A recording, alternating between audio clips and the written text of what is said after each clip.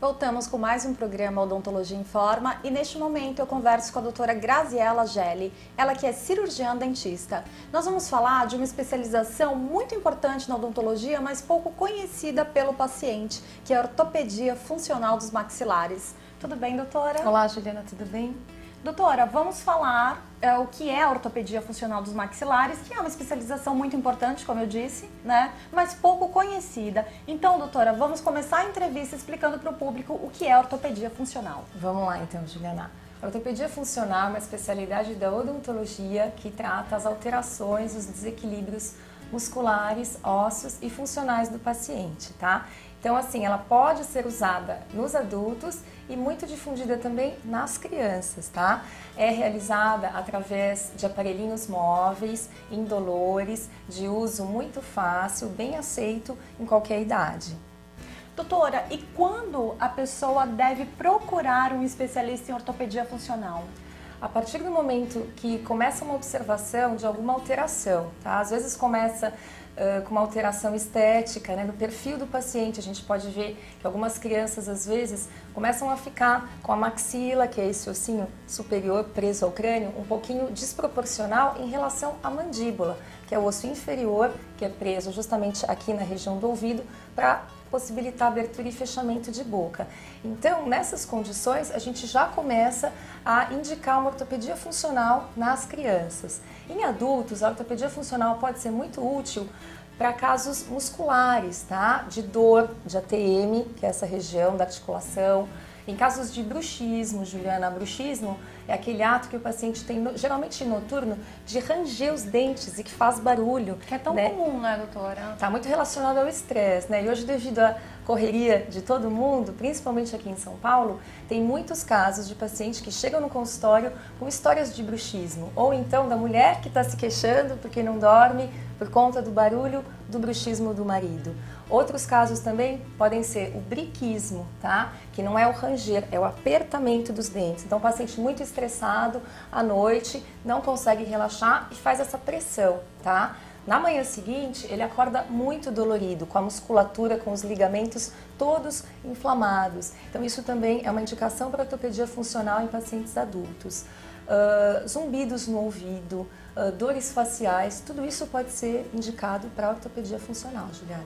Doutora, e o que eu acho muito interessante é que nem sempre o paciente, ele sabe a quem recorrer, né? Exato. Então a doutora citou aí, deu como exemplos alguns sintomas, como o bruxismo, que é tão comum, como o apertamento, e muitas vezes esse paciente recorre ao médico e não ao odontólogo. Não é verdade, doutora? Verdade, verdade. A gente tem que só saber a origem do problema, Juliana.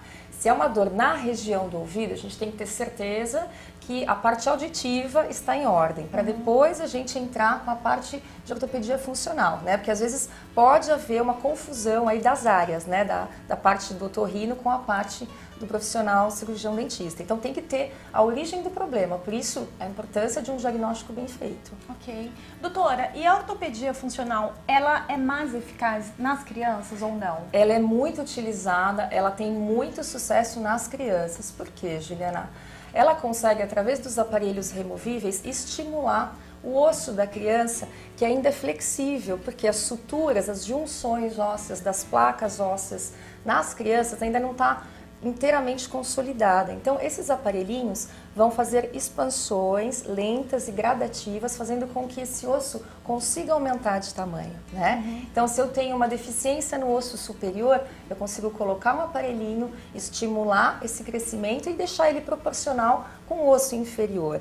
Aí o perfilzinho da criança vai estar esteticamente também melhor, né? Fora as outras questões, né? A gente sabe que tudo isso está ligado com mastigação, com qualidade de vida, com respiração, com deglutição, vários outros fatores que contribuem, tá, para o sucesso da ortopedia funcional. Doutora, então o tratamento da ortopedia funcional é através dos aparelhos? Sim.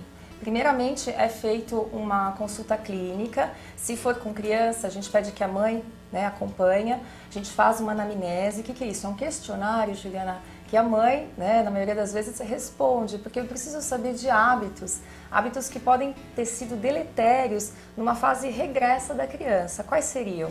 Saber se ela mamou no peito, saber até que idade ela chupou dedo, mamadeira, chupeta, se ela mastiga dos dois lados da boca, se ela dorme com a boca aberta, se ela rói unha, tudo isso pode ir alterando o crescimento, a direção do osso da criança, tá? Então, depois desse questionário, dessa anamnese bem feitinha, essa criança vai fazer uma documentação ortodôntica, vai para um centro de radiologia, tirar fotos, fazer moldagens e lá a gente vai ter as medidas, tá, do osso daquela criança, das inclinações, que junto com a anamnese vão nos permitir escolher um aparelhinho ortopédico personalizado para o caso daquela criança. Tá entendendo? O importante é que essa criança já venha para o tratamento sem dedo, sem chupeta, né? Porque senão a gente não consegue ter o efeito necessário.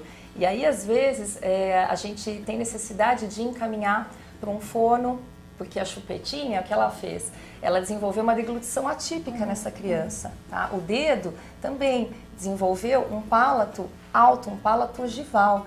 Então, ele está com uma posição lingual incorreta. Então ele precisa reeducar essa língua num fono, às vezes precisa ir para um otorrino, tá? Para ver se a passagem aérea pelas vias nasais está ocorrendo, né? Para justificar por que o paciente abre a boca para respirar.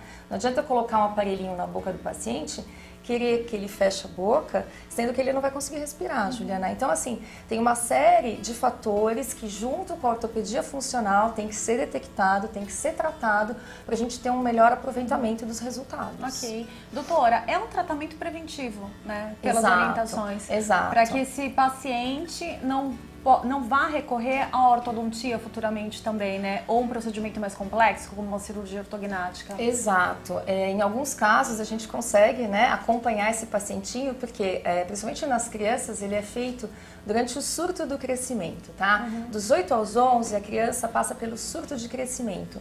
Nessa fase ela tem dentição permanente, alguns, e alguns dentinhos de leite. Então é a melhor fase para a gente ter essa resposta óssea da criança. E a gente consegue, então, fazer com que esse osso cresça mais proporcional, tá? Evitando lá na frente futuras ortodontias com aparelhinho fixo, ou se precisar vai ser um tempo muito reduzido para uma coisinha mínima de ajuste, de alinhamento, ou até mesmo impedir algumas cirurgias ortognáticas, né? Porque a gente vai modelar o crescimento desse osso. Sem dúvida alguma, a ortopedia funcional dos maxilares é uma especialização importantíssima na odontologia e deve ter uma grande atenção.